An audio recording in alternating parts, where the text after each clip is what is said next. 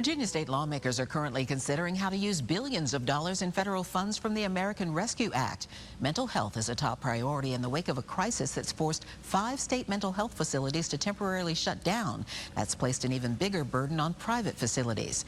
In this week's You Are Not Alone report, our Tracy Sears talks to a Powhatan mother who says she couldn't find help for her daughter until a judge stepped in. She is the sweetest girl. She really is. Kelly Bradley says it's been difficult watching her 16-year-old stepdaughter, Joni, spiral.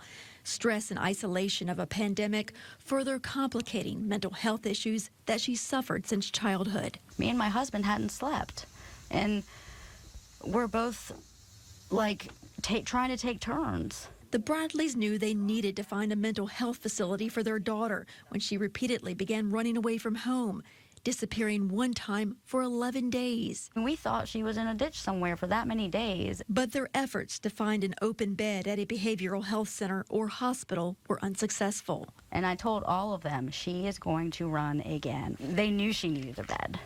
You know what I mean?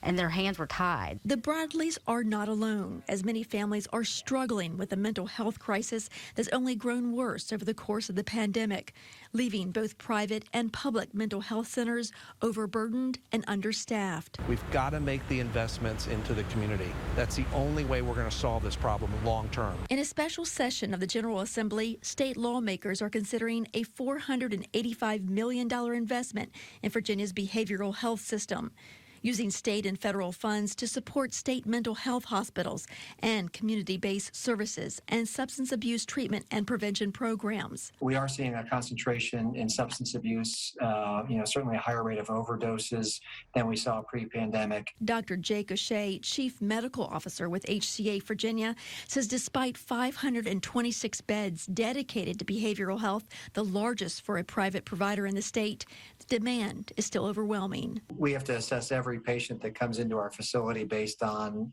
our capability to manage what's going on in the hospital that day, our capacity, how many beds we have available for patients, and really take each patient individually. O'Shea says he hopes state funding will shore up more resources in the community to keep people out of crisis mode where hospitalization is required. If I hadn't kept going and fighting for her to get residential, she would be home right now. Bradley says it took a judge's court order to find her daughter an available bed at a behavioral health facility, a task she says should have never been that hard. She's 16 right now. I have 2 more years to get her the help that she needs before I have no say in anything. For You Are Not Alone, I'm Tracy Sears.